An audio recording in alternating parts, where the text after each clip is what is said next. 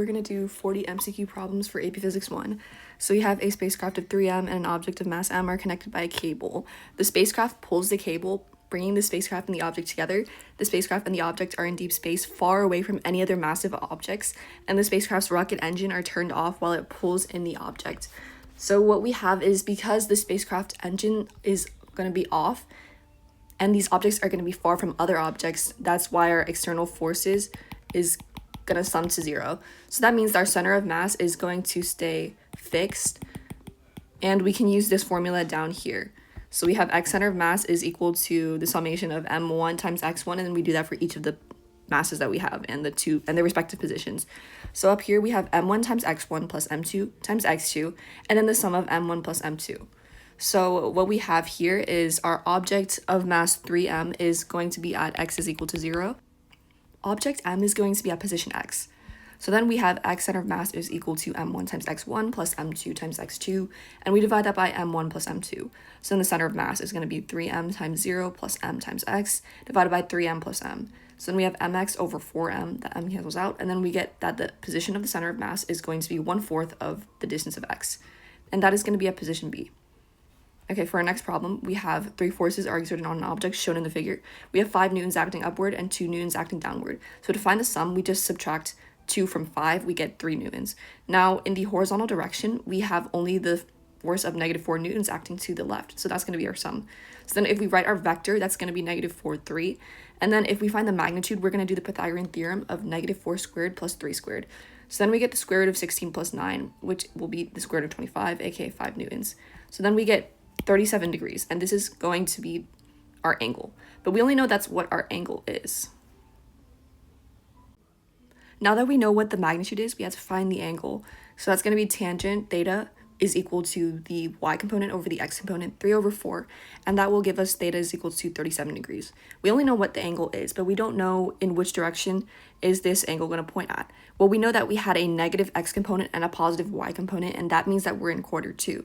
So then if we go -4 newtons to the left and then we go upward 3, we can tell that that is going to be our angle of 37 degrees. Now, if we look at our options, that clearly matches this one, where we see that we traveled -4 here and then we traveled up 3.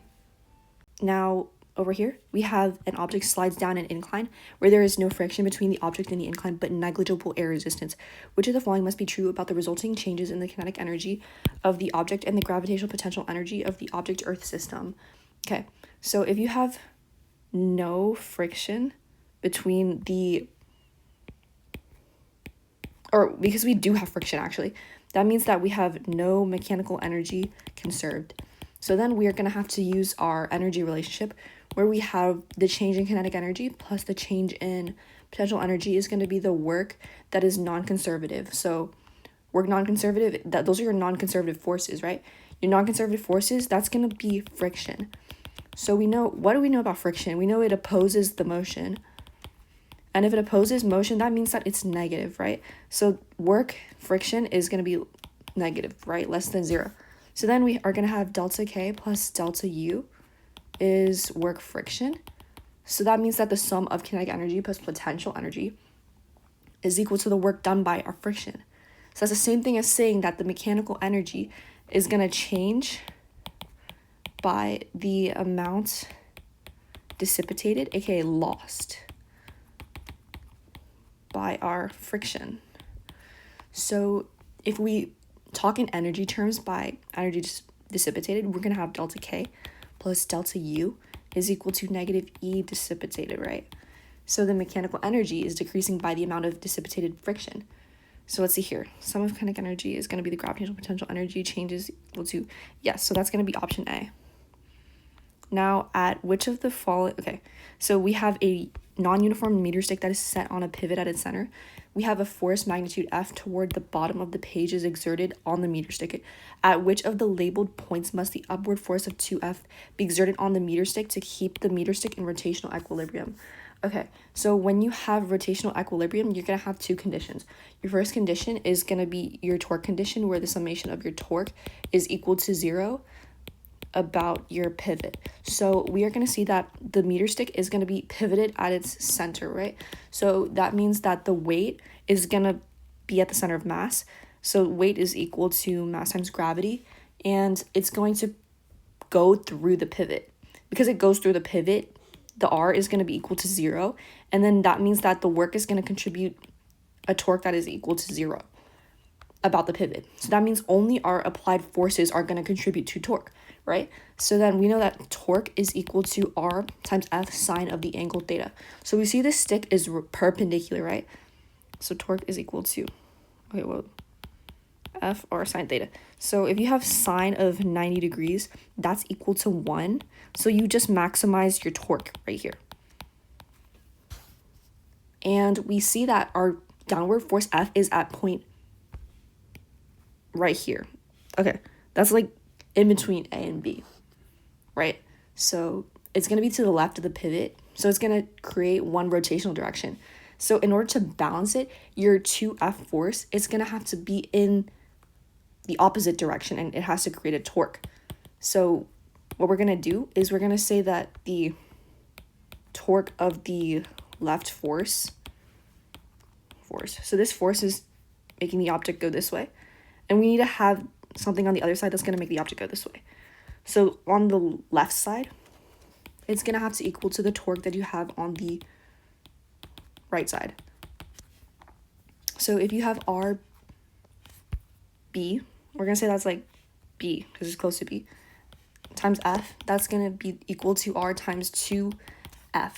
So then RB is equal to, or R, is equal to RB over 2.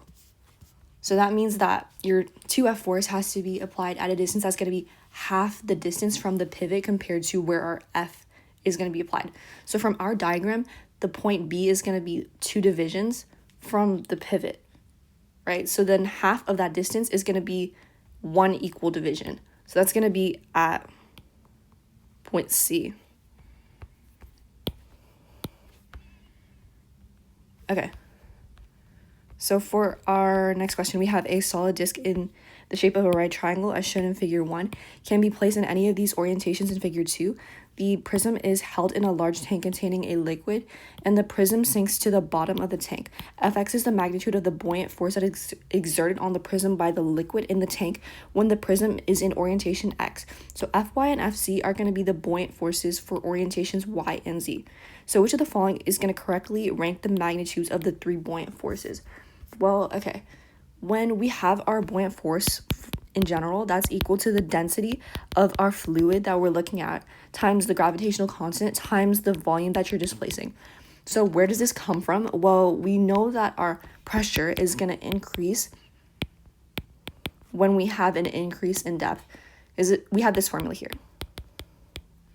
So we know our fluid is going to push on all sides of the object. So this is our fluid, right? And our horizontal forces are going to cancel. So those are going to cancel. Now we're going to have an upward force on the lower parts. So here at the lower parts, it's going to have a FB larger than the downward pressure. Okay, I can just write that out actually. So so basically our upward forces here are larger than the downward pressure force here. So if we add up all of those different pressure forces all over the surface for each of these, that's how we get this formula, right?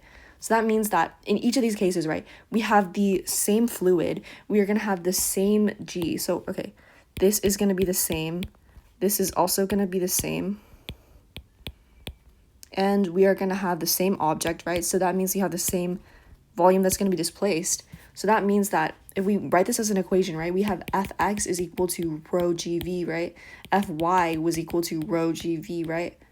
And Fz is equal to rho GV. So they're all equal to each other. So that's just going to be D. Well, okay, over here we have a cube of mass m with side lengths of s is going to be completely submerged in a tank of fluid density F and held in place by a string attached to the bottom of the tank as shown in the figure. The string has a non-zero tension Ft, which of the following indicates how the density of the density cube compares with the density of the density fluid, and provides the correct evidence for the comparison.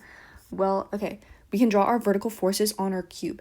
Well, we know that the cube's obviously going to have an upward buoyant force here, and at the center of mass, it also has its downward weight force equal to mass gravity, and it also is going to have a downward tension force. It has a tension force downwards. Call that Ft. And because we know that it's currently going to be at rest, right? It's not moving. That means that the summation of these vertical forces has to equal to 0. So let's make our upward direction as positive. You can just make FB positive, right? And then you have minus your mg downwards. And then minus Ft is equal to 0. Then you easily just add mg plus Ft here. And do that over here, plus Ft. Yeah, so you get that buoyant force is equal to mg plus Ft. That makes sense. That's because obviously the buoyant force upwards, it has to be balanced out by an mg and Ft of the same magnitude, just opposite direction, right? So now we're going to write each of these forces in terms of density. So we know buoyant force, again, just as a reminder, that's rho F GV, because here we have rho F and we have rho C. So okay, now what you can do is just substitute this into your equilibrium equation. We have rho FGV, and then for our mass gravity, mg, we can write that as rho C, density of the cube, times g times v. That's equal to the weight, right? Now, okay, we can substitute that into, that's rho C GV plus our tension force. So, okay, we know the tension force, Ft, is going to be not equal to 0, and we know Ft is also going to be positive over here, right? So this Ft is not 0 and is also positive. So that means that our density of FGV, that's going to be greater than our densities of cube GV. So then you can cancel out our GV, right? Inequalities you can just cancel out. Then you can see that rho F is going to be greater than rho C. So yeah, you can just reverse this as well. Rho C is going to be less than rho F. So then, like, why does our tension matter? Well, our tension is going to, well, in this situation, right, our cube, it naturally wants to go up, right? But then the buoyant force, it has to be larger than the weight. So the bottom string is going to pull it downward to keep it submerged, right? Obviously, that string is going to keep it submerged. So that means that the cube is going to be less dense than the fluid, right? Obviously, yeah. So that's just option D. So, okay, over here, which of the following is most nearly the average acceleration of the object? Yeah, so this is velocity as a function of time on our graph. Well, how do we find our average acceleration of the object?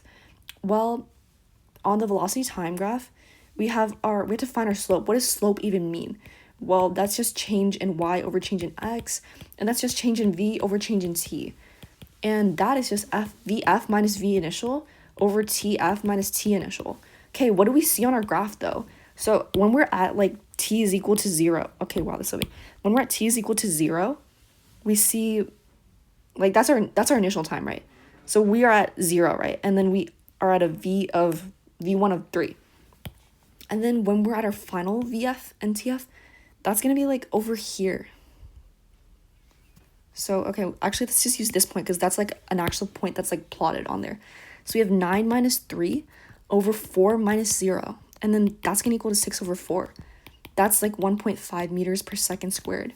So that's going to be option A.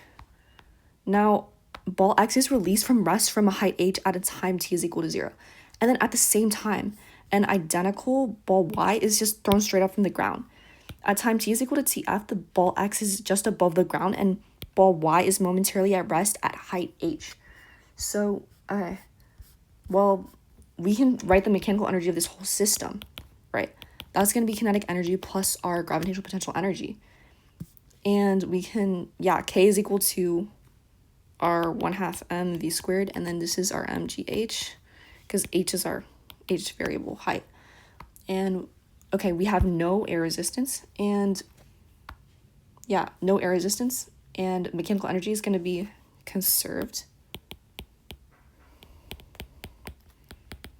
for each ball. Well, okay, for ball X, we can see that it starts from H, right? So K initial is equal to 0. U initial is going to be mgh, right? When you're at your highest point, your kinetic energy is going to be 0, because you're maximizing your energy in the form of that height, right? So then when we're at this point, your EX is going to be just mgh solely. Then when you are at T is equal to TF, the ball X is going to be just above the ground. So all that kinetic energy is going to be your energy. But your mechanical energy is still going to be mgh in total, right? Because it's still equal to the initial. Now, here, that's your kinetic energy. KF is going to be at its max. Okay, so for ball Y, when you're at T is equal to TF, you're momentarily going to be at rest at your height H, right? So then your kinetic energy is equal to 0. UG is equal to mgh when you're at T is equal to TF. So then your mechanical energy is equal to EY. So that's mgh. So then when you're at T is equal to TF, EX is equal to EY. So because our object ball Y was thrown upward, that doesn't change this conclusion, because at the instant that is shown, where we're at height H and it's momentarily at rest, its mechanical energy is still going to be mgh. So we're going to have ball X. Yeah, so this is going to be option A. Okay, for our next question, we have 2 students of equal mass run to the top of a hill from opposite sides of a hill as shown in the figure. Each student reaches the top of the hill in the same amount of time, but student Y needs to run twice the distance because their path is going to be less steep. Well, okay, we are going to deal with, we have the work done by student X, PX. How does that compare to the rate of the work done by the earth on student Y, PY, as the student runs up the hill? So power is going to be the rate at which work is done over delta T. So what we need to find is the work done by earth on each student, and then we're going to divide that by the time. So we know that the force exerted on each student on earth is going to be gravity, right? Fg is equal to mg. So as our students are going to go up from ground level to the top of the hill, their vertical change in position is going to be the same h for both of those kids. So then the work done by gravity is only going to be dependent on the change in height, not on the path taken, right? So work done by gravity is Fg times the change in r. So because we know that gravity is going to point down, so Fg always points down, right? And our displacement is going to be upward by a height of h, that's going to be negative mgh. So for both students, Wx is equal to Wy is equal to negative mgh. That makes sense because they're at the same height. They end up at the same height. So of course their potential energy is going to be the same. So then they reach that point in the same amount of time. Same amount of time. So yeah, your change in Tx is equal to change in Ty. So then if you have your Px, Wx over delta Tx, write this symbolically for Py too. That's going to be Wy over delta Ty. Yeah, they're going to be equal to each other. They have equal numerators and equal denominators. So the fact that student Y ran twice the distance doesn't matter for the work done by gravity, because our gravity, Fg, is going to be conservative. So only our H matters, really. Matters. So that is going to be option B right there. So then, okay. So then we have block 1 here is attached to a spring that is stretched, and it's also attached to a wall as shown in the figure. Block 1 is released from rest at position positive x, and then oscillates in simple harmonic motion between positions positive x and negative x with a maximum kinetic energy K1. Then block 1 is replaced with block 2 of mass 2m. So the only difference is that m, right? So then block 2 is also going to be released from this positive x. And then block 2 is oscillating in simple harmonic motion between positive x and negative x the same way. We're comparing K1 and K2. So how can we do this? Well, we know when you are going to be at release, you are going to have each block is going to start at positive x. Positive x means that you already have an amplitude. When you're at your amplitude, that means all your energy is going to be US is equal to 1/2 kx squared. So then when you are like going back to equilibrium, on the way to equilibrium, your spring is going to be unstretched. So this is EQM. So when you are at EQM, your US is going to equal to 0 and your kinetic energy is going to be maximized. That's 1/2 kx squared. So that means that for any block that's released with the same amplitude for a spring, we're going to have this. So for block 1, we have K1 is equal to 1/2 kx squared. Now, what about for block 2? Well, for block 2, we have 2m, but we still have the spring constant k, and we have x. So we have k here and x as well. So K2 is equal to 1/2 kx squared. So amplitude's not even in, or what is it? M is not even in the equation. So K2 is equal to K1. Mass doesn't matter. Because maximum kinetic energy, it comes from the conservation. We have conservation of US for our K max. So that means that the spring potential energy, that only depends on K and X, not our mass. So yeah, that's just going to be B.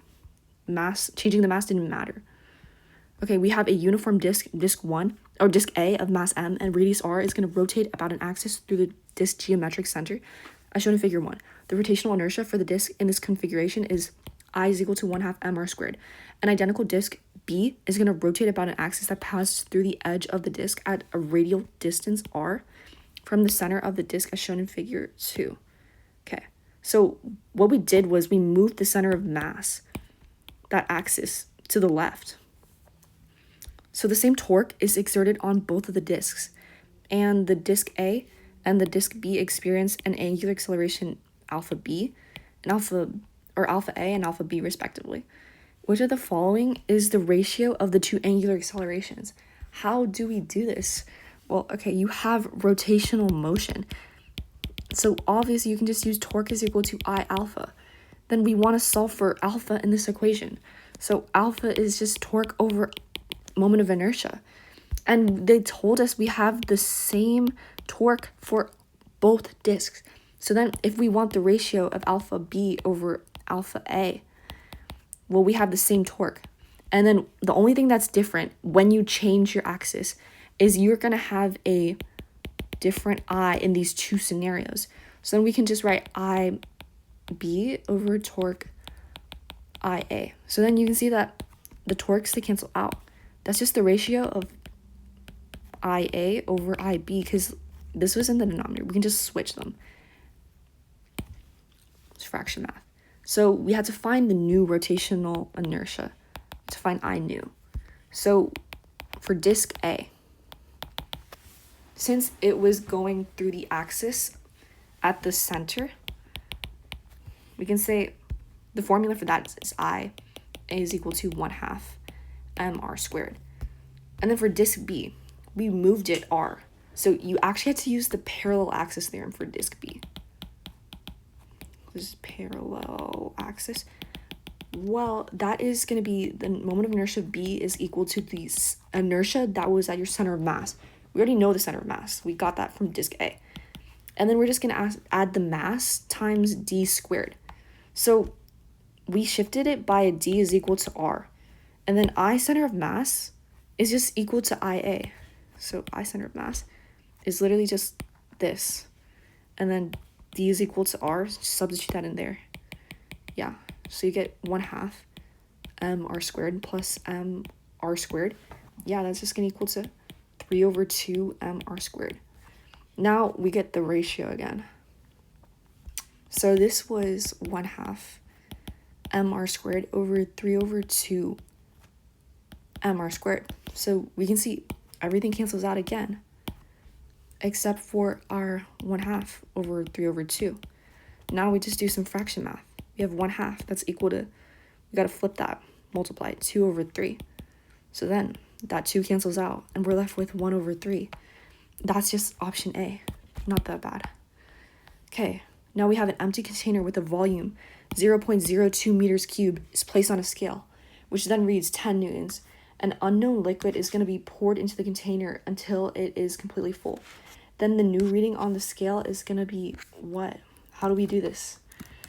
Well, what we're going to have to do is, we know that we have, when we're empty, we have 10 newtons. But then when you fill, you have 170 newtons. These are read by the scale. So then the weight of the liquid, that's going to be 170 minus 10 equal to 160 newtons. So then with our weight formula, that's equal to mass times gravity. We want to get the mass, right? Mass is equal to, divide both sides by g. It's just weight over g. So then let's use, we can usually use like g is equal to 10 meters per second squared, just to be fast with your math. So then m is equal to 160 over 10. That's going to be 16 kilograms. So, well, we have m, right? We want to get density. So density is equal to mass over v. And then we know v was just given up, v was 0.02. So then density is equal to 16 was our mass, kilograms, right? So then we have that divided by 0.02. That's going to be 800 kilograms per meter cubed. So that is option A. They tried to mess you up with an extra decimal place there, but no. Okay. So, for our next question, we have the motion of an object is shown in a velocity time graph. Which of the following is going to best describe the motion of the object? Well, okay, so the motion of an object is shown in the velocity time graph. Which of the following best describes the motion of the object? Well, okay, the first part, it's going to be increasing, then it's constant, and then it's decreasing. So what we can see is that the velocity is always going to be positive. Down here would have been negative. Only when it crosses here does it mean that the velocity is going to reverse direction. But it doesn't ever cross into that negative area on this graph. Therefore, we are going to remain in the same direction for the entire span of this graph. So let's look at our options. So the object is going to travel in the same direction for the entire time. That's true because we never crossed the x-axis. Now for our next question, we have planet X has a radius r and a mass m, and then planet Y has a radius 2r and a mass 2m. So then objects are going to be dropped from rest near the surface of planet X and planet Y, and they experience acceleration due to gravity of ax and ay, respectively, during their first second of falling. Well, what can we do here? We know that acceleration due to gravity near a planet's surface is equal to g, and that's going to be big G times m over r squared. So that comes from our Newton's second law of gravitation, where we have g is equal to g times m over r squared. So Newton's second law is summation of forces is equal to the mass times acceleration. So if we have objects falling near the surface, we're going to have Fg is going to be the F net. So then you can have that g times m over r squared. You can set that equal to your force of gravity, mg. So then after this, you can cancel out your mg here, and then you just get that g is equal to gm over r squared. So then we apply this for each of our planets.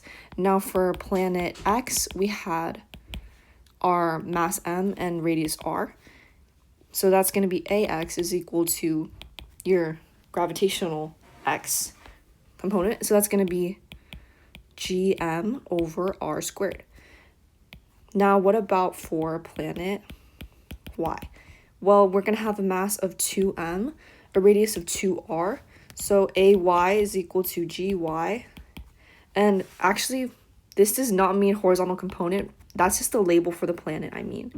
So that's GY. This is GM over R squared. Or no, we have 2m and we have 2r squared.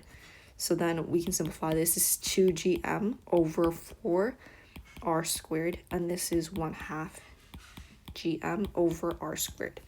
Now we're just going to take the ratio of ax over ay. So that's gm over r squared divided by 1/2 times gm over r squared. We can see this is present, so we can cancel that. And if we move this to the numerator, then we are just going to take the reciprocal, so that's equal to 2. So that is option C. Now for this problem, we have a cart of mass m is going to roll down the track through a circular bottom of the track, point P, as shown in the figure. Which of the following statements about the normal force of the track exerted on the cart at point P is correct and provides the correct justification? Okay, when you're at point P, we're asking what's the FBD basically? Well, at downward we obviously have weight, right? And then upward we have our normal force, 90 degrees from the surface. Yeah, so let's just apply our Newton's second law. So in the vertical direction, we're looking at vertical direction right now. Minus mg, taking upward as positive. That's equal to the mass acceleration of the cart. So that's no. MAY, normal force, minus mg, is equal to MA of the cart. So when you're at point C, right, you're going to have a centripetal force that is pointing inward. That is your AC. It's your net centripetal force. So you have AC is equal to V squared over R. That's a formula you have to know. So then you can plug that in here. You have Fn is equal to mg plus m. Instead of AC, you just do V squared over R, basically. So you just take this, substitute that in. Okay, so then we see that, or we know that mv squared over R is going to be greater than 0, this component right here. So therefore, that's how we know that normal force is going to be greater than mg. And that's because our normal force, Fn, and weight are not a Newton's third law pair, because they both act on the same object. So the correct reason is because our cart is going to have an upward acceleration at the bottom of the circular path. So let's see here. That's going to be option D. So Fn is greater than mg at point P because the cart is experiencing an upward acceleration. True. So, okay, over here.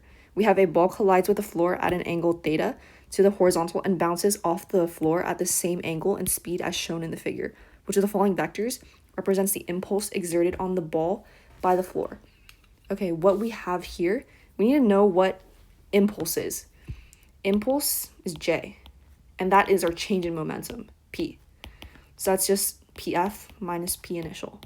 So what you want to do is you want to compare your momentum after the bounce with before the bounce. So what we see in the figure is that before the collision, the ball is going to be moving to the right, and then it touches the ground. And then after the collision, it's still moving to the right. So let's break our momentum into horizontal and vertical components. So we're going to let our speed equal to V. So before the collision, this is before, this is after. We have this x component's mv cosine theta. Then we have the y component, negative mv sine of theta, because we are going in the horizontal direction a positive amount, but we're going in the vertical direction a negative amount. So positive x, negative y. That's like the path if you were to break that vector into components, right? So then for this one, we have a positive x and we also have a positive y.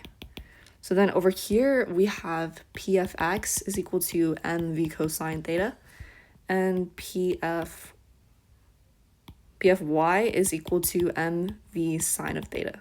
Both of them are positive. Again, we can get that our cosine theta and sine theta. Let's do it for example for this one. Like for cosine theta, the reason why we get that is because we have that as our hypotenuse. This is our adjacent side. And then here, this is our opposite side. So you just relate it with your trig. Same thing over here. This is your opposite side. That's your adjacent side. And you relate it with trig.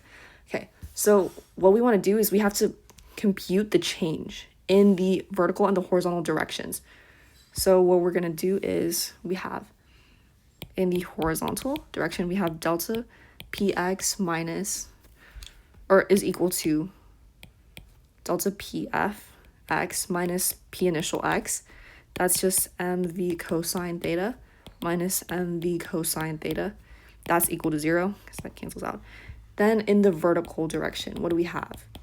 Well, we have delta py is equal to pfy minus p initial y.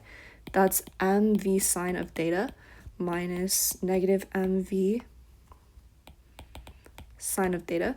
This is 2mv sine of theta. So then what we see is our impulse is going to be purely up because we have delta px. Our horizontal component is 0, and we only have a vertical component of momentum that is present. So we're going to have that upward one is just going to be b. Okay, for our next question, we have question 17. Water is moving sequentially through two circular pipes, pipe 1 and 2 respectively. The radius of pipe 1 is r1, and then the radius of pipe 2 is 2r1. And we want, okay, the speed of water in pipes 1 and 2 is v1 and v2 respectively. We want that ratio of v2 over v1. Well, okay, this is easy because we're going to have conservation of mass. So what you have to know is that when your volume of, so you're going to have the same volume, right? It's going to move from one section to another section, but this is going to be the volume of an incompressible fluid, like for example, water. So that means that you're going to have continuity because this is going to be the same. So you can take area 1 v1, set that equal to area 2 v2. So we have a circular pipe, and then area of a circle, that's just pi radius squared. Then you just substitute that in. So if we have area 1, that's going to be pi r1 squared, and then that's times v1. And then area 2, that's going to be pi times 2r1, because we have twice the radius over there. So that's going to be equal to 4 pi r1 squared times v2. So then we have continuity here, r1 squared, v1. So then you can cancel out the pi r1 squared. Yeah, so you have v1 is equal to 4 times v2. Then we just got to get that ratio. So we want to divide both sides by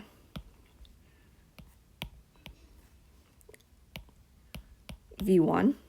Do that, and then you want to multiply over here. You divide both sides by 4 over here. So then this cancels out. Then you have v2 is equal to 1 over 4. This is not just v2, that's v2 over v1 is equal to 1 over 4. So that's the ratio. So that ratio is going to be option D. Okay, now we have an object is going to be thrown upwards from the surface of a small moon of radius r. The object rises to a height of 3r above the surface of the moon before returning back to the surface. Okay, so your moon radius, let's draw the moon out right here. Okay, that's not the moon.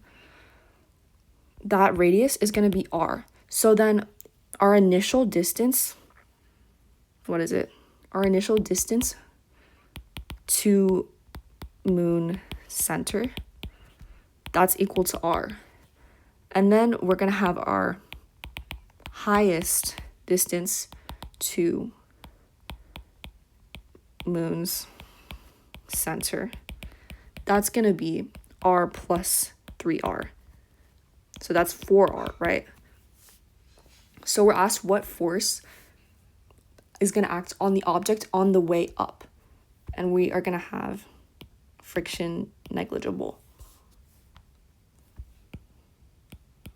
Okay, so we have no air resistance. So that means our only force here is going to be the force of gravity. Force of gravity, gm m over r squared. So the force is always going to be pushing inward to the center of the mass, right? So the force is going to be directed to the moon's center. So it's going to be downward. So Fg is going to decrease when your R increases, because inversely related. So that means that as your object rises, that means that R is going to increase from R to 4R. So then your Fg decreases, literally just looking at this equation here. So that's going to be option A. Okay, so blocks 1 and 2 are connected by a string that pass over a pulley with negligible mass and friction as shown. Block 1 is on a table covered by 2 different materials, A and B. The 2-block system is going to be released from rest, and then the speed of block 1 is going to begin to increase. So then when block 1 reaches material B, its speed increases at a greater rate. Okay, well, what's going to happen here? Well, we know if we have a rate that is increasing, that means that you have acceleration that is going to increase. So after block 1 is going to move from material A to B, you're going to have acceleration B greater than acceleration A. So let's draw the Newton's, or let's write the Newton's second law for the 2-block system we have here. For block 1, downward we have our Fg, but to the right we have tension. And to the left, you're going to have a frictional force, Fk, as it moves down, because this is moving. Now for block 2 hanging, you're going to have Fg, that's going to M2g. Let's call this one M1A. And you're going to have tension acting upward. So let's write those equations. This is going to be T minus Fk is equal to M1A.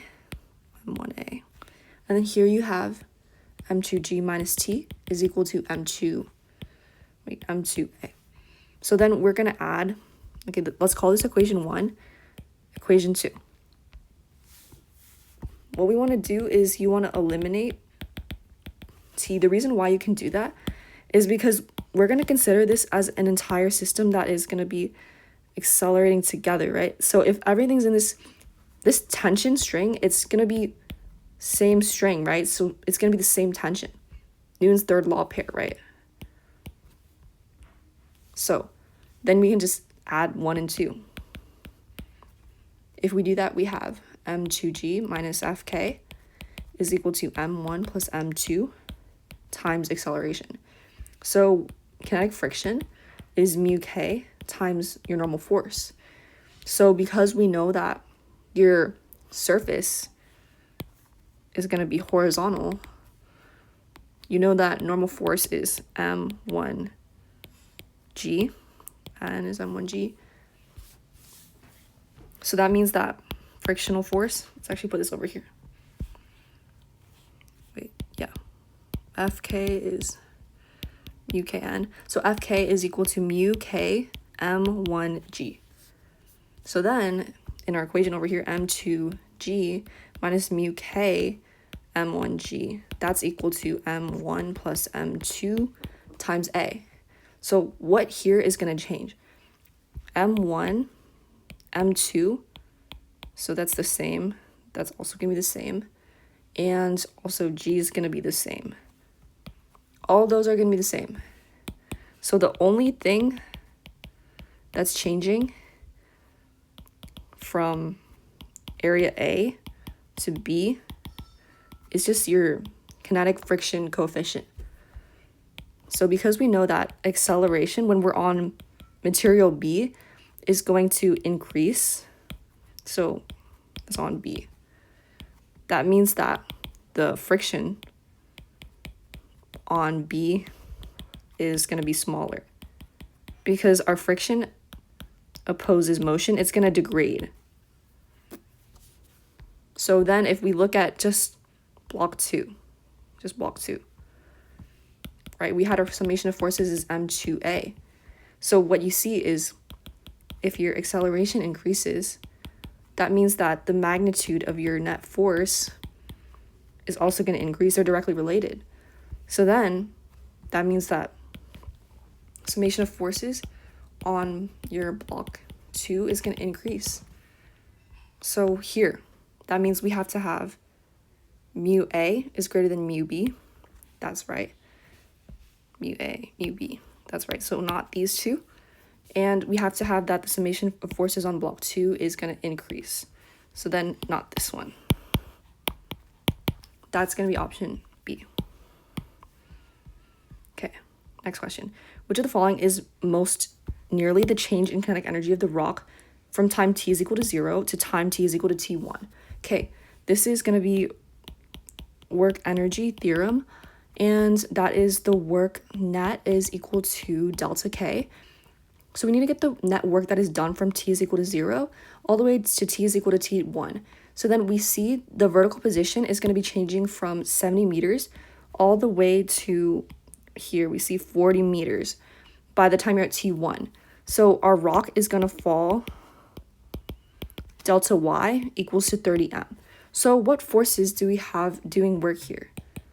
Forces doing work, those are going to be your Fg acting downward, and you're going to have air resistance acting upward. Because here we are told that the air resistance is going to do negative 80 joules of work. That's our mass. So then that means that we can write that the work done by air resistance is equal to negative 80 joules. So now we have to find the work done by gravity. Work done by gravity is going to be based off of potential energy, right? So mg delta y. We can find this. So we have 2 for mass. G is 10 meters per second squared. Just not put units for now. And then delta y we found was 30. This is equal to 600 joules. Now let's find the net work net. That's equal to the work done by gravity plus the work done by air. So then that's going to be 600. And then work done by air is going to be in the opposite direction.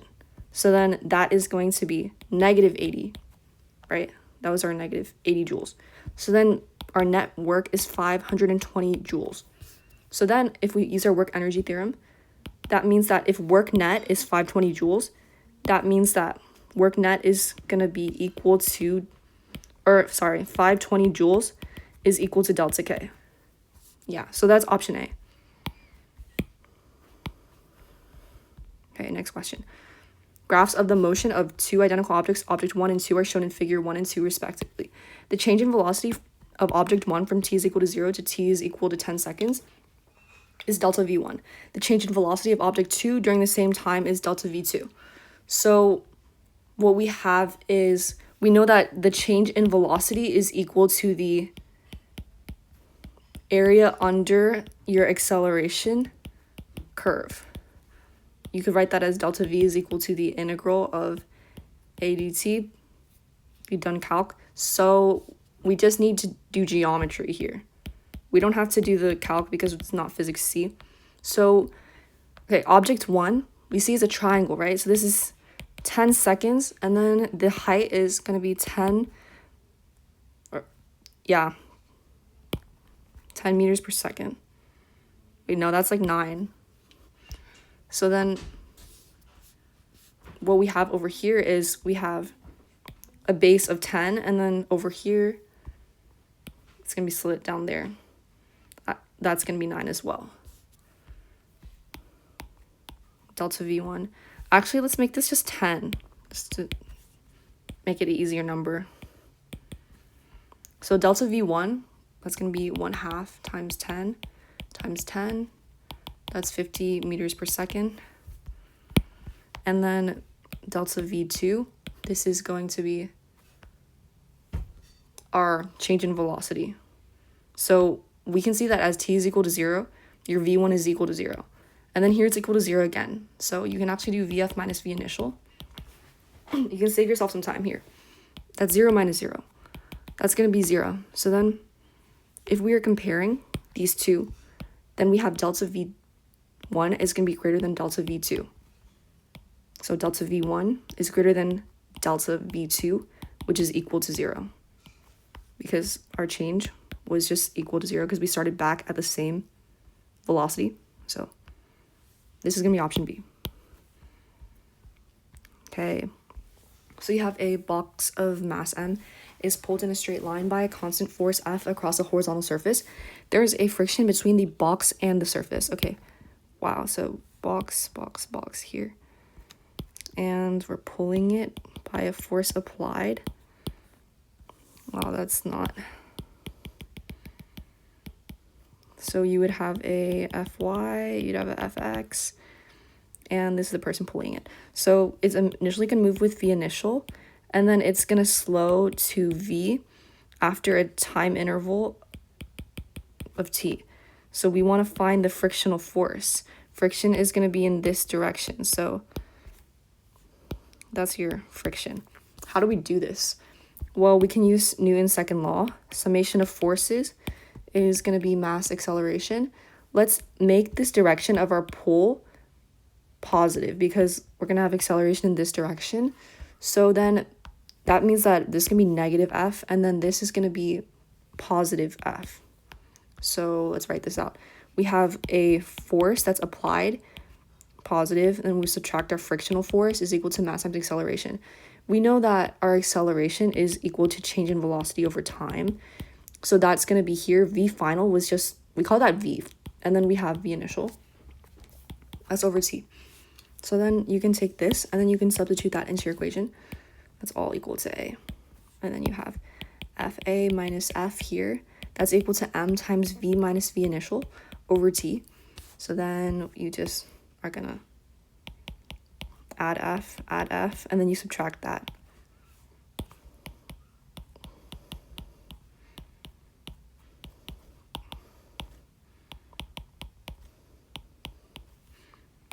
So then you just get F is equal to your force minus MV minus V initial over T.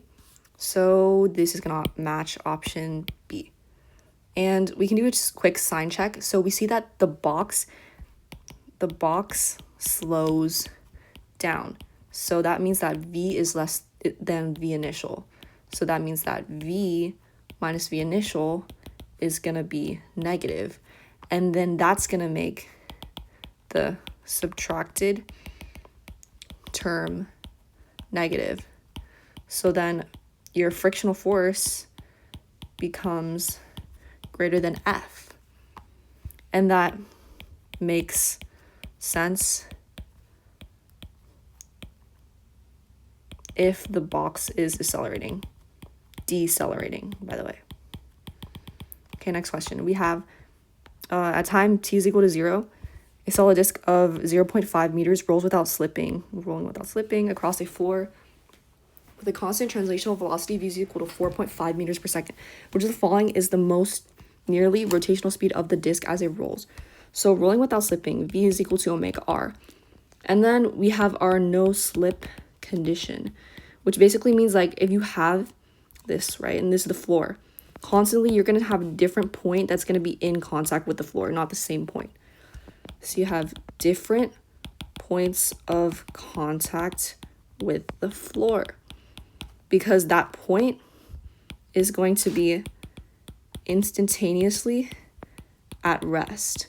So that means that the V is that your translational speed and rotational speed, they're related by the radius of the circle. So that's why we have that R. So if you solve for omega, you divide both sides by R. Omega is equal to V over R. So we were given what our V was, and we were also given our R. So we have omega is equal to 4.5 over 0.5. This would be 9.0 rad per second. Yeah, so that's option D. Okay, we have a block of mass M is released from the rest at the top of the ramp that is inclined at an angle theta, with the horizontal as shown in the figure. Then the block is going to slide down the ramp with negligible friction, traveling a distance d over a time t. And then the angle of the ramp is then decreased. Which of the following describes the changes, if any, in the net force exerted on the block, the acceleration of the block, and the distance that the block is going to travel in time t? Okay, so first you have force of gravity acting downward, and you have your normal force acting this way. So what we can do, actually, let me just expand this to be really big so we can draw this out. This angle is going to be theta. This is going to be your horizontal component. Your horizontal component is going to be mg sine theta. The vertical component is going to be mg cosine theta. So because our friction is negligible, the only force acting along the ramp is summation forces is mg sine theta. So Newton's second law, we have ma is equal to that. So A is going to be g sine of theta. Now our angle is going to decrease, right? So if that decreases, sine theta decreases. Sine theta decreases, that's like saying your y is decreasing. So then your F net decreases. And if F net decreases, acceleration decreases, because F net and A are directly related. Now we need to compare the distance traveled with time t. So if it's released from rest, where v initial is equal to 0, we have d is equal to 1/2 at squared. So our t is going to stay the same, and our a is going to decrease. So that means that if you have your distance, or if you have your a and that decreases, that is going to mean that your distance traveled is going to decrease. So that means that we saw that F net here decreases, acceleration decreases, and just your distance decreases. So that is going to be this row here. So we can say option A. Next question.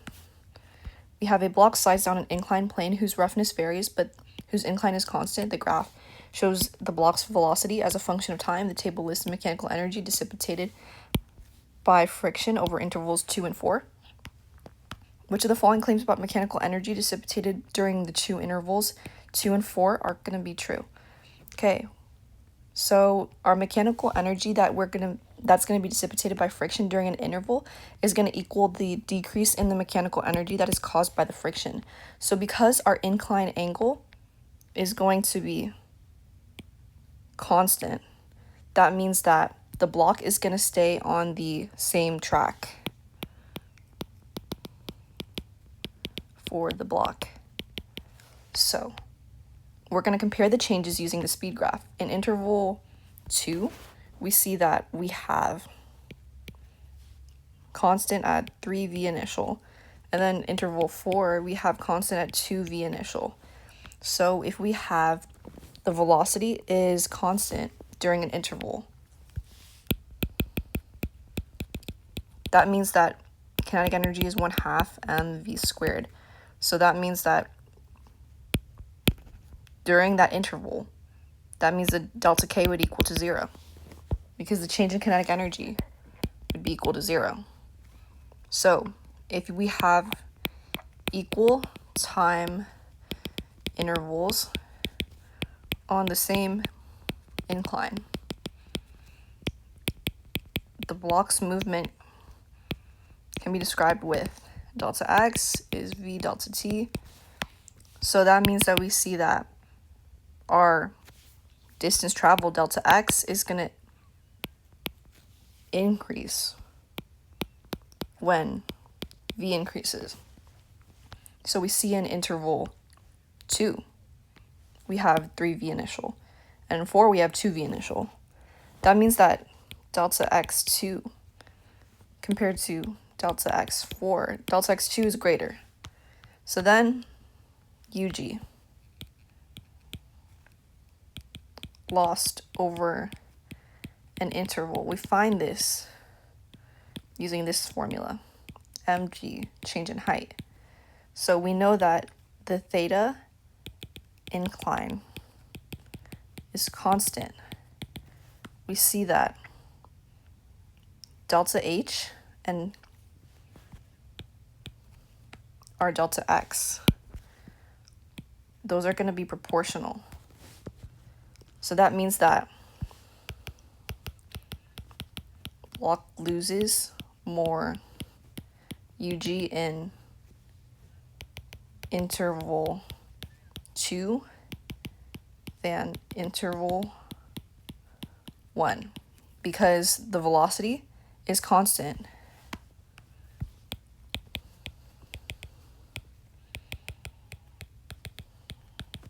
In both intervals.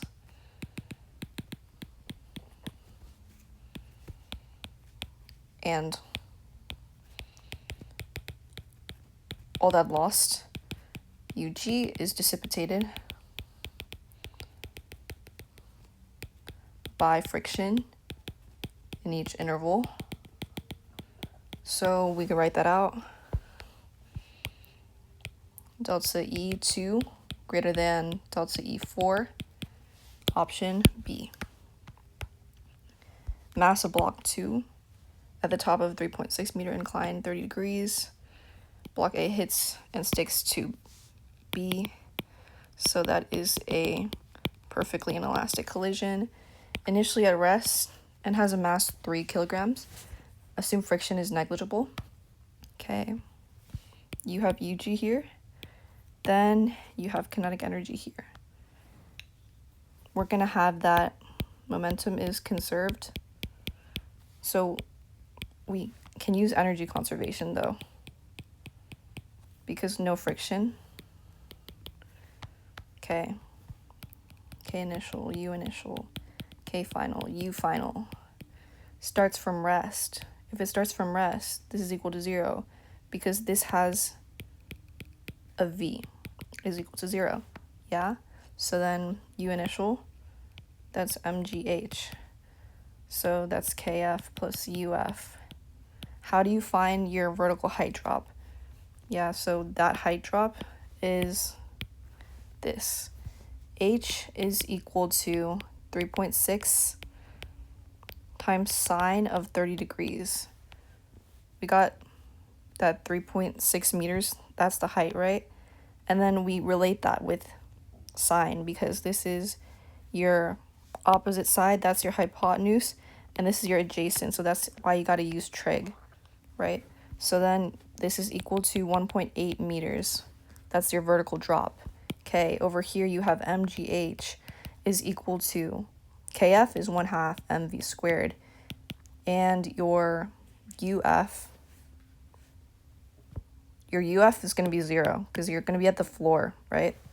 Let's set this as y is equal to 0, aka your height. So if h is equal to 0, that cancels out, right? Yeah. So then, okay, let me get rid of some stuff. You can cancel out that m. GH is equal to 1/2 v squared. You multiply both sides by 2. Then 2 cancels here. You get 2GH is equal to v squared. Root v is equal to the root of 2GH. Yeah, so you can plug in. You have 2 times 10, and then your height was 1.8. This is going to be equal to 6.0 meters per second. So then that means that pre-collision for block A, it has a speed of 6.0 meters per second.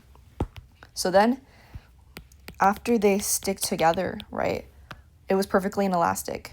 You have your conservation of momentum, as we said. So we can set up our P initial is equal to PF. This is actually a pretty long question. Yeah, so we have our 2.0 times 6.0 plus 3.0 times 0. And the reason why we get this is, yeah, so that's your MV. That's your MV. This is going to be your M plus M with 1 VF. Yeah, initial. That is your M1, and that's your M2. And this is going to be 2.0 plus 3.0. 3.0 is this, and this is VF. So that is your block A, and then this other one is your block B. So then after that, you can just add, yeah, so that's 5.0 times VF, and this is going to be 2 times 6, that's just 12, 3.0, that's just 0. So you have 12 is equal to 5.0 times VF, yeah, let's just write 5. Now just divide by 5, VF is equal to 2.4 meters per second, not that bad, just kind of tedious. Okay, which of the following correctly describes the net work done on the box for the given intervals of time? Okay, and this is our question. We have a horizontal surface that experiences a varying force that changes its velocity. The graph shows the velocity as a function of time. So we're going to use work energy, where work net is equal to delta K. So that means that our net work, this sign, is going to be equal to the sign of kinetic energy. So it tells us two things at once. And kinetic energy, again, is going to be dependent on the speed, 1/2 mv squared, your speed, not your direction, because it's squared. So the square is going to eliminate all of your negatives, so you don't really got to think about that. So let's look at from 0 to t, 0 to t1. So at 0, we're at down there, and then at t1, we're up here. So we go from a negative v all the way to a positive v. So when you're initially looking, so this is your initial, you're going to have the magnitude of negative v, that's equal to v. And then here, the magnitude of positive v, that's still going to equal to v. So that means that you are going to have the same v at v initial and at v final. So that means that our delta k, which is equal to 1/2 m delta v squared. Yeah, so that's going to be equal to 0. So then the work net is equal to 0 because work net is equal to the change. So then when you're from T1 to T2, our V is going to be constant. So that means that your speed is going to be constant. Yeah, so delta K is 0 and work net is equal to 0. Now what about from T2 to T3? Well, delta kinetic energy is going to decrease. It goes from positive V down to 0. So that means that your kinetic energy decreased, right? It's decreasing. So then that means that your work net is going to be less than 0 here. Okay, decreased. So then what we have to do is we have to find from here, we have 0 to T1. Yeah, work net is going to be equal to 0. So it's one of these. And then T1 to T2. Well, work net is also going to be 0. And then from our, yeah, so then it's going to be this one. Yeah. So that's going to be option C. Okay, next problem.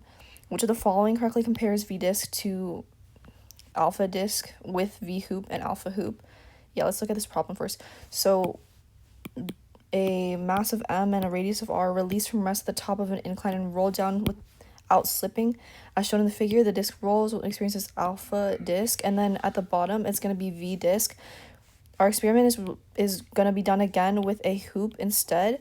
So hoop is mr squared is I. It's like basically same thing as having a point mass at a continuous radius and you're just like spinning it in a circle. Yeah. So while the hoop is rolling, it has a alpha hoop, and then it's gonna, before the hoop reaches the bottom of the incline, the velocity is v hoop. Yeah, so we got our variables, we got to do this. So you can just memorize that A is equal to g sine of theta 1 plus I over mr squared, because it's really long to derive. But let's actually just derive it for fun. So downward FG, right? Then component here, mg sine theta. And then we have force of friction. What is this? Acting up here at the point of contact. Yeah, that's equal to the mass times acceleration. Okay, summation of forces. MA, we have mg sine of theta minus F is equal to MA. And then we have torque is equal to I times alpha. So then from the friction is going to be the only thing that is acting at a R from the center of mass. It has an R. But our force of gravity, the force of gravity contributes torque that is equal to 0 because R is equal to 0 for force of gravity since it's acting directly at the pivot point, which is going to be the center of mass. Now, what else? Okay, here then we can write that the summation of our torque, that is just going to be the F times R, aka the force of friction, I times alpha. Only friction contributes, so that's just F times R. That's going to be the force times R. So that's going to be F times R. That's how we got that I alpha. So then when you have your rolling condition, that's linear acceleration is alpha times R. So then let's compare our disk versus our hoop. When you have your disk, that is going to be I disk is equal to 1/2 mass radius squared. And then when you have alpha of the disk, find alpha of the disk. That's going to be G sine theta over, let's actually make room further down here. Alpha disk is equal to G sine of theta, 1 plus 1/2. That's G sine of theta, 3 over 2. That's going to be 2 over 3 G sine of theta. If you wanted to move that up to the numerator, you just swap those two. Okay, now that is for the disk though. Now what about for a hoop? Yeah, so hoop, I hoop, like we saw, is going to be mr squared. Yeah, that's mr squared. I don't have to write that twice. But alpha of the hoop is going to be equal to G sine of theta divided by 1 plus 1. Your coefficient was 1, yeah. So that's equal to 1/2 G sine of theta. So then you can see that your alpha of the disk is clearly bigger than the alpha of the hoop since you multiply alpha of the disk by a larger number here. So it's going to be 0.667% greater. Yeah. So then rolling without slipping, what's this? Roll without slip. Alpha is equal to A over R. And we know that both have the same R. It's just all about how the mass is distributed. Like, is it evenly distributed or is it all concentrated at the edge? So they all have the same R. That means that alpha of the disk is going to be greater than alpha of the hoop. Since the only thing that's different between the two is going to be that A disk is going to be greater than A hoop. So you can see that alpha is directly proportional to your acceleration. So increase in alpha is going to mean an increase in linear acceleration. So then now let's compare the center of mass speeds. Okay, if they are going to be starting from rest, so here they start from rest, v initial is equal to 0, and they're moving the same distance down the incline, same x down the incline, the object with a greater linear acceleration reaches bottom with a greater speed. So less energy goes into rotation for disk than the hoop, because you can see that acceleration of the disk is greater than acceleration of the hoop. So that means that v of the disk is going to be greater than v of the hoop. So we can see that here, and alpha disk is greater than alpha hoop and v disk is greater than v hoop. That's just option C. Okay, next question. We have here 3 blocks of mass, M1, M2, M3 are all connected by strings as shown in the figure. When the system is released from rest, the blocks slide on the table. All the frictional forces are going to be negligible. Okay, so which of the following is going to be the correct expression for tension T if the string connecting holds the blocks M2 and M3? Okay, so our M1 is going to move downward. M2 and M3 are going to move to the right. Acceleration is positive. Let's make this direction positive as well. So we have to find our tension T. So we are going to have 2 different strings in this picture. We have one string between M2 and M3, which is going to be T, and then we have the string connecting M2 over the pulley to M1. Let's call this tension 1, or tension prime. So then we have to start with the whole entire system to find the acceleration. What we're going to do is, because our friction is going to be negligible, so this is approximately 0. That means that your only unbalanced external force, so only external force is going to be weight of m1. So you have that summation of your forces, or your F net is equal to m1g. Okay, let's do Newton's second law. So you have your summation of your forces is equal to m1 plus m2 plus m3. The whole entire system is going to accelerate. So basically, we're just going to consider all this to be our system, right? So all that's going to accelerate together. So then let's set this equal to m1g. Yeah, this is basically set equal. Then all you're going to do here is you're just going to divide both sides by m1 plus m2 plus m3, m1 plus m2 plus m3. So then you easily get that A is equal to m1g over m1 plus m2 plus m3. That's just going to be option, or no, we need to isolate. Let's isolate m3. So that's we found our A, but we want to do m3. So when we look at m3, we only have the horizontal force of tension that's pulling it to the right. So let's look at specifically this block. Summation of fx, so this is for m3, by the way. Let's get rid of this down here. We have, this is going to be m3a. So we only have tension, which is actually acting in the positive direction because our right is going to be positive. That's equal to m3a. So then tension is equal to m3. We already have the same A for the entire system. So we can actually take this expression for acceleration and plug it into up there. So you take that, plug this in here, and you have m1g over m1 plus m2 plus m3. And yeah, that's just all of this stuff. This is going to be equal to your tension. Yeah, just this whole entire thing. That's just option A. Okay, that's the wrong color.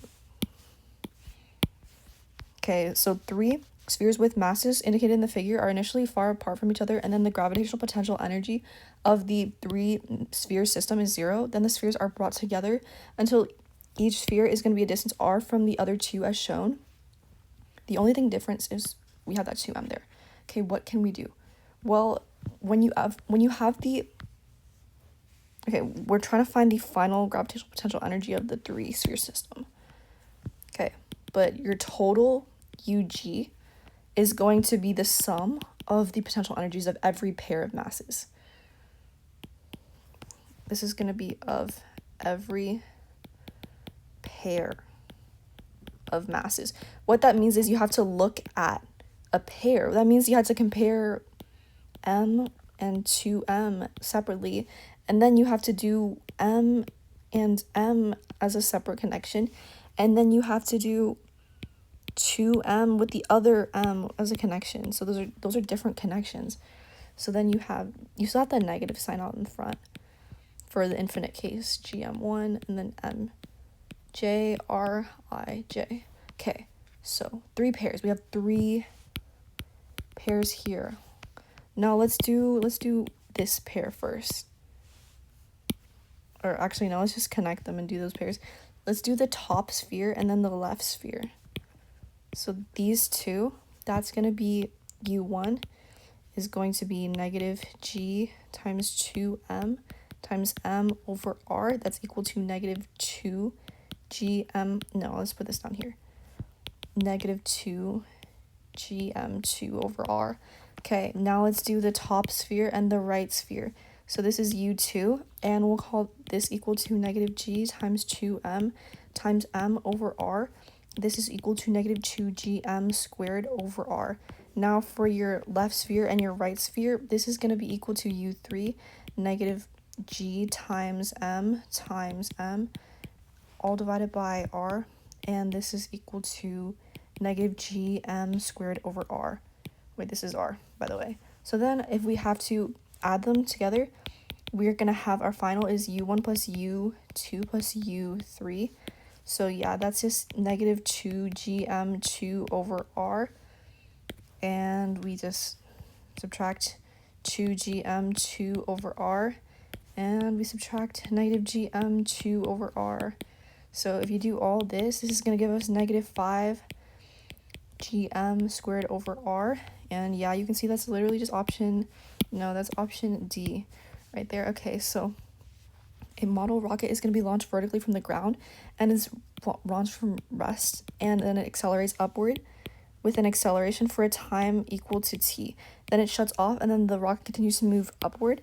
Let's assume the maximum height is going to be small compared to the radius of Earth. We want to find the expression to determine the max height above the ground reached by the rocket. How would we even do this? Well, we're going to have two stages of motion. So when we have stage 1, this is going to be when our engine is going to be on. So we know that it starts from rest, right? And then it accelerates upward. And it's going to be constant. So acceleration is going to be constant upward for a time t. So then we're going to have kinematics, delta y. We're having a vertical height, right? So that's going to be vy initial t plus 1/2 at squared. So we know it starts from rest, right? So then if it starts from rest, that's going to be equal to v initial. That's going to be 0. That cancels out. So then you have your delta y initial is equal to your 1/2 at squared. So then your speed at your shutdown,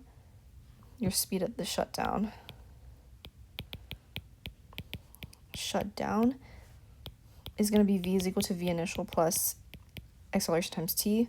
This was equal to 0, right? So then v is equal to at.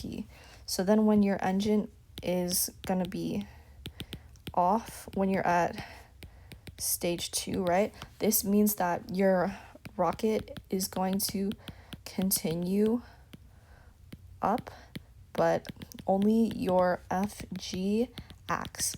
So that means your acceleration is down with a magnitude of g. So acceleration is going to equal to g, negative g.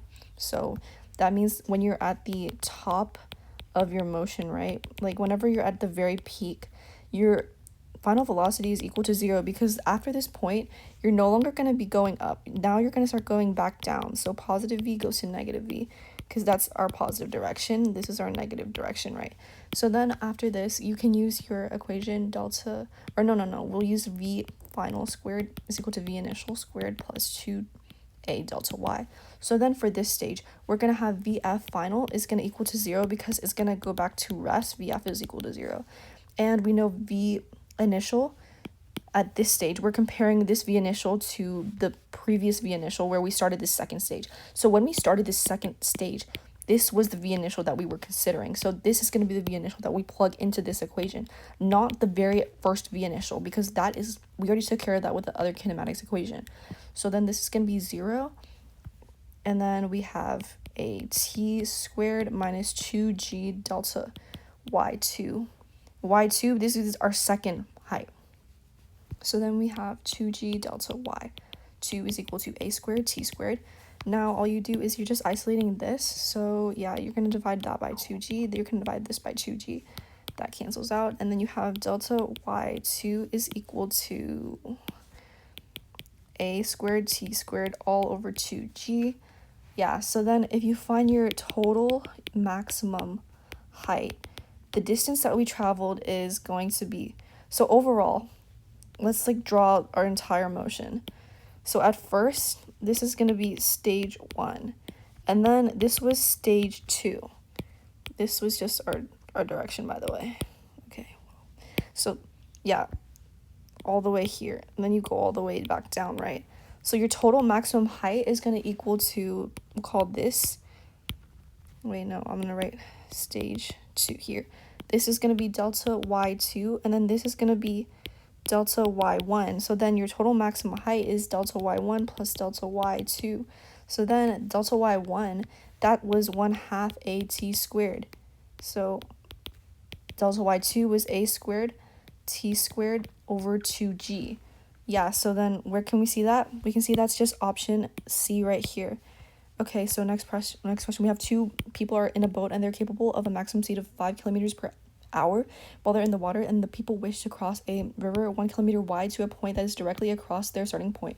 So if the speed of the water is going to be 4 kilometers per hour, what is the minimum speed that is minimum time that is required to cross? Okay, so what we want to do is we want to land directly across from where they started. So that means that the boat's upstream, okay, 5 km per hour. If we want to go, let's make this upstream. Their upstream component is going to be relative to the water, and it has to cancel river speed. So how about we let the cross river component, that's going to be V perpendicular, and then we're going to let the upstream component V parallel. You're trying to cross, so that's crossing, but then the river is going to try to flow that way, right? So then if we have to go across the river, that means that your net downstream is going to be 0. So then V parallel is going to be 4 kilometers per hour. So then we're going to have the boat's total relative speed to water is 5 kilometers per hour. 5 kilometers per hour. So then we have Pythagorean theorem. So then we know that this is going to be your V, 5 kilometers per hour. And we know that our net downstream, this is going to be 4 kilometers per hour. That's flowing down the stream. So then we just are literally going to use, this is your Vx. So then you have to find Vy. You just use Pythagorean theorem. Yeah, how are you going to get that? So V perpendicular squared plus 4 squared is equal to 5 squared. This is 1625. Yeah, V perpendicular squared. So then minus 16 minus 16. 9 V perpendicular squared, square root. Yeah, so V perpendicular is equal to 3 kilometers per hour. So that is going to be this actual speed component across the river. Now we need to get the time though. So time is equal to displacement over V, or distance. I mean, this is distance traveled over V. So we have T is equal to 1 kilometer over 3 kilometers per hour. So yeah, that's just going to be 1 over 3 hours because kilometers cancels out. So where can we see this? This is going to be option D. Okay, next question. We have a 1.0 kilogram block is going to be attached to an unstretched string of 50 newtons per meter, and then it's released from rest. From the position shown in figure 1, the block is going to oscillate and then eventually come to stopping moving at 0.2 meters below its starting point, shown in figure 2. So then we have a change in potential energy. So our system, let's draw our system. Our system is going to be block, spring, earth. So the total is delta US plus delta UG. So that's our spring, and then this is our gravitational potential energy. Okay, so for figure 1, our spring is going to be unstretched. So then that means your initial spring potential energy is equal to 0. Then when you are in figure 2, you're 0.2 meters lower. So that's your x displacement. So then USF is equal to 1/2 kx squared. You can use the equation now. Now you just plug in. Yeah, so you have 1/2 times 50 times 0.20 squared. This is going to equal to 1.0 joules. So then we're going to have a positive US equal to 1 joule. Now, what about gravitational potential energy? Well, we are going to have delta UG is equal to mg delta y. And we know that our delta y displacement is going to be this. And this is going to be negative 0.20 meters because we're going to make our upward direction as positive. Therefore, this is going to be negative. Yeah, so then if you calculate this is going to be our mass. We have 1.0, and then we have 10 for gravity, and then we have negative 0.20. So this is going to be negative 2.0 joules. Yeah, so then we are going to get the total again. As a reminder, we put this over here. So this is going to be 1.0 for our US, and then our UG was negative 2.0. So this is going to be a net total of negative 1.0 joules. So negative 1.0 joules is going to be option A. Okay, so for our next problem, we have a uniform regular wooden door. It has a width of W and a mass of M. When the door is open, it rotates along an axis along its vertical edge in figure 1 and has a rotational inertia of 1 over 3 m omega squared. So we are given the rotational inertia of the door about we have a vertical axis. So this is going to be when you're at the edge, and then here you're at the center of mass. Okay, so this means that this is a clear indication that we have to use our parallel axis theorem, because we are already given, so we have our inertia edge is going to be, is equal to 1 over 3 m omega squared. So then if we have our parallel axis, we have inertia edge is equal to the I center plus md squared.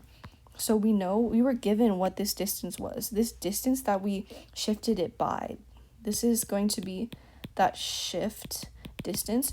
That is going to be equal to omega over 2, right? So then all you're going to do is you just substitute in your values now. It's pretty much plug and chug.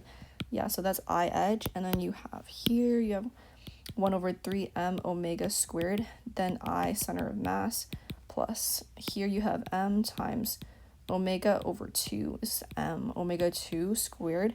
Yeah, so then this is going to be this value. Yeah, so that, and then you have, this is 1 over 3, by the way. Then you have 1 over 3 m omega squared is going to be I center of mass plus 1 over 4 m omega squared. Actually, that's more of the center, not the center of mass. It goes through the center.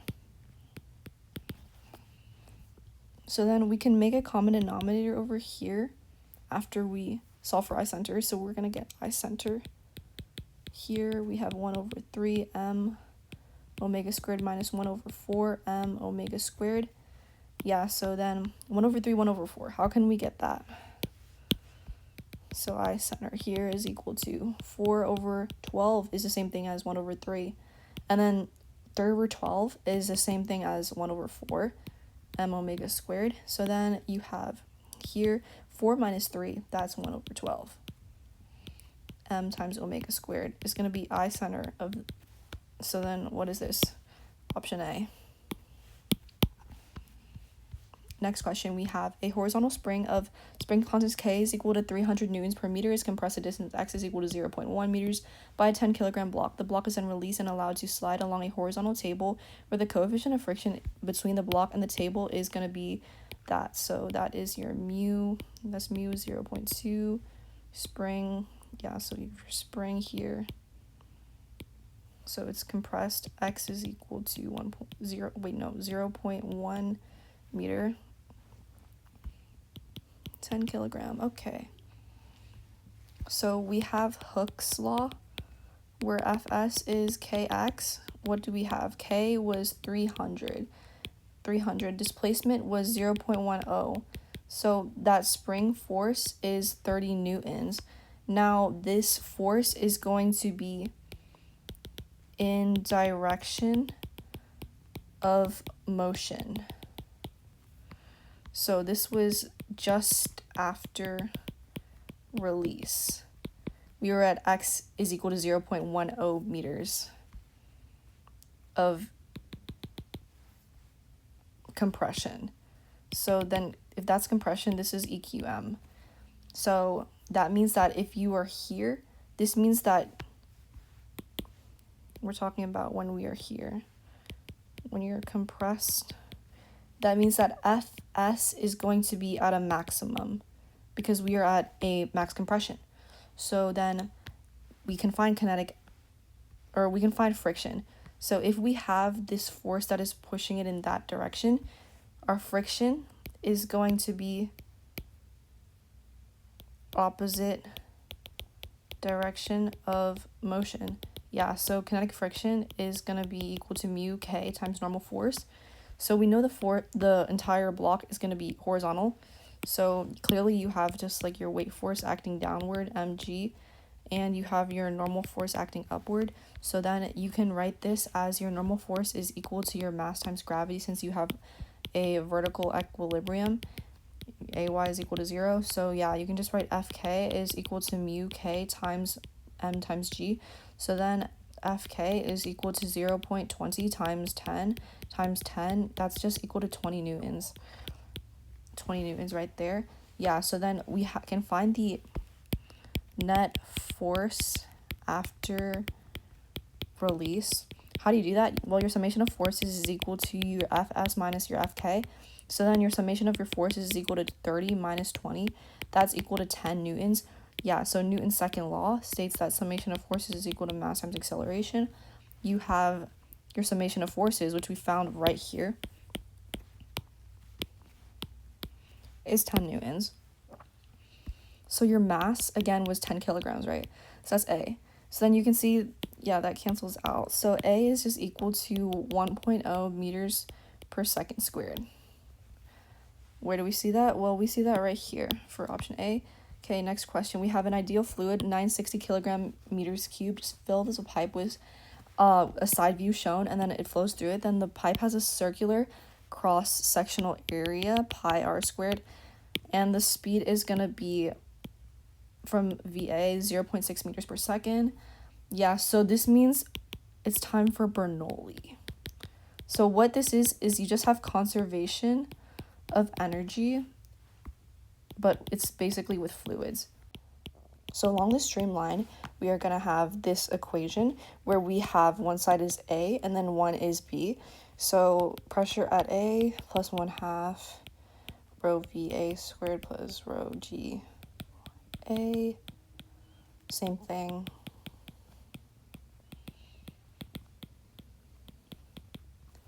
Basically, this is your pressure, this is your kinetic energy, this is your UG, same thing over here. Now, all you do is you're going to rearrange for pressure difference. What we can do here is subtract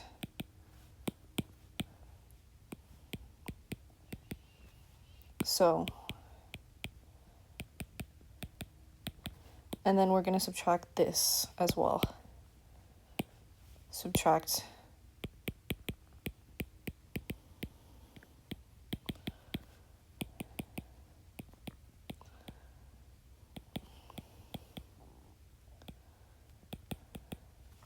so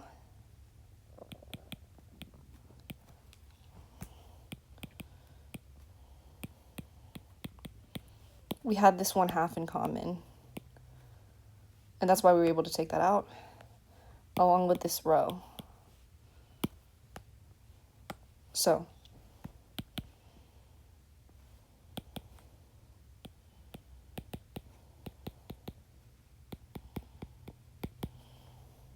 now we had to find our speeds first, which we use with continuity. So we have the circle. So at area A, we had 0.50 meters as the diameter. So then that means that, so this is diameter A, 0.50 meters, RA.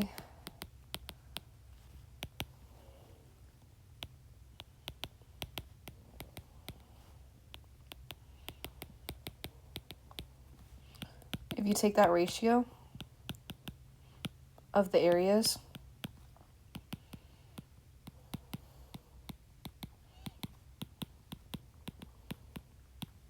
the only thing different is the R, so that's why we just have that as a ratio.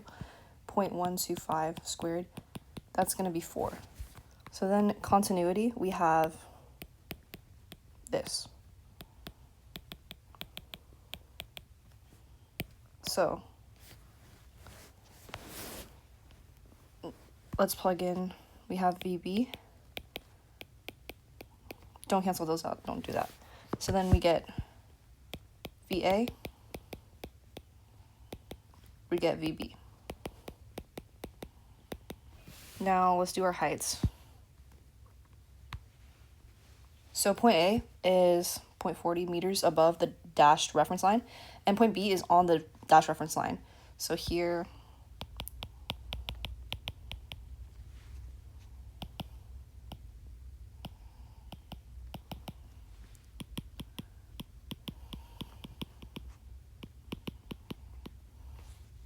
so then if we go to Bernoulli, we have 1/2 density, 960,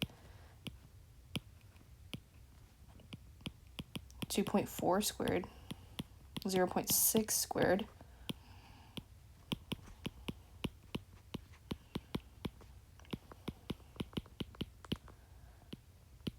and then this difference is going to equal to 1248 pascals.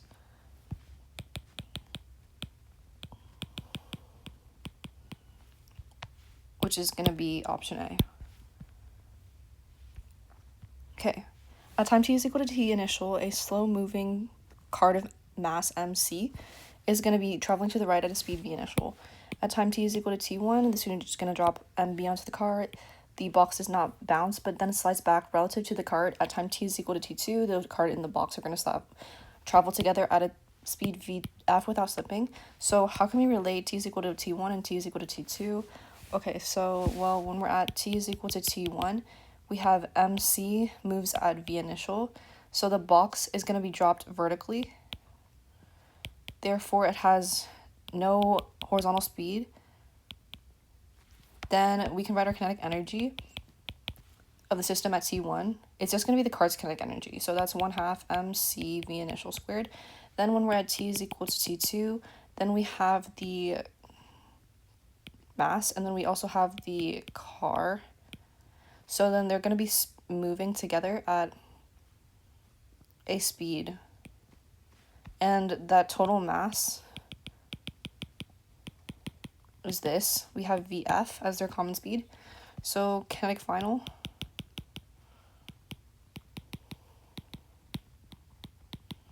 now, what's delta K? Is the difference. So delta K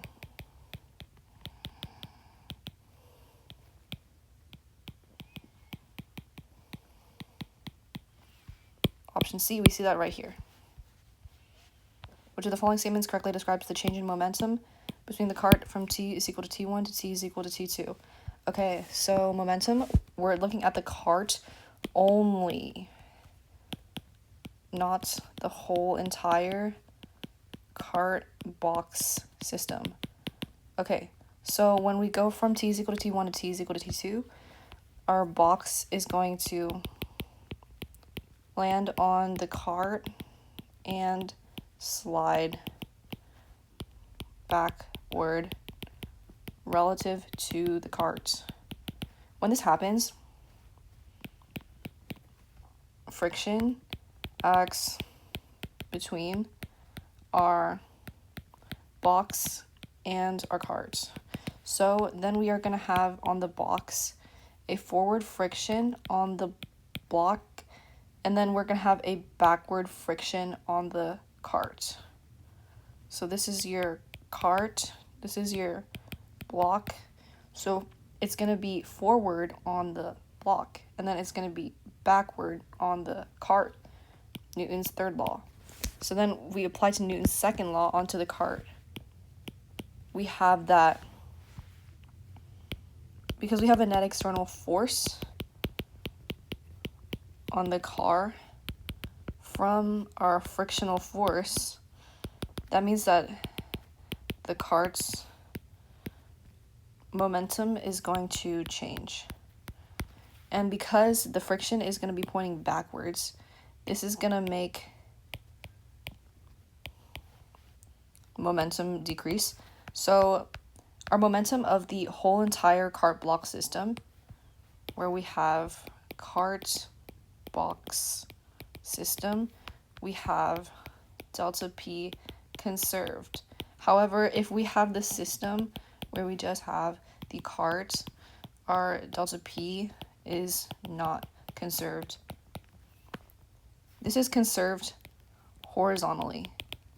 This is because in this case is not conserved because our box exerts external force on subsystem.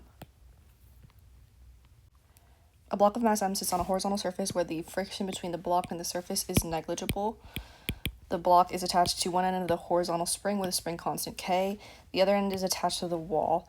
It's pulled to the right a distance D, and then that's measured from our equilibrium x is equal to 0, and then at time t is equal to 0, then the block is released from rest.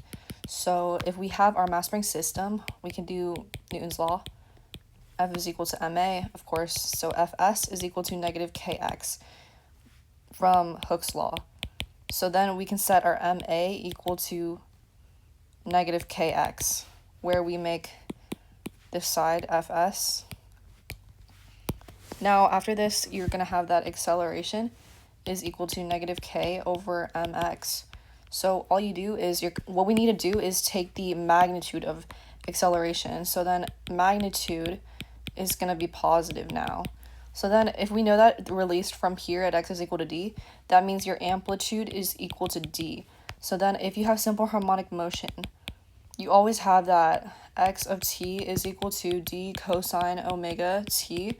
So omega here is equal to the root of k over m. Now, if you take this x of t with cosine, you have time times this other form.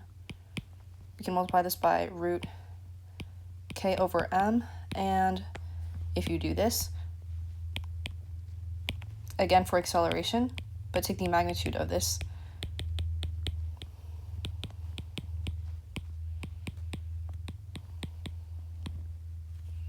we can see that this is choice C. Now, we have a horizontal platform is initially rotating about a vertical axis shown in figure 1.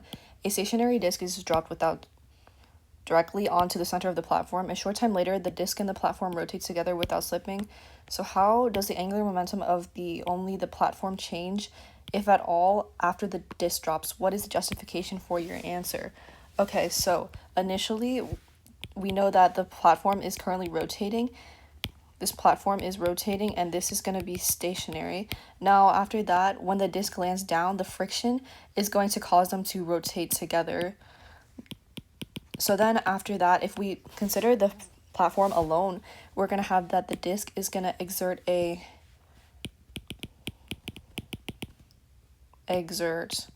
friction force onto the platform. So then that friction force is going to produce a torque because the R is not going to equal to 0.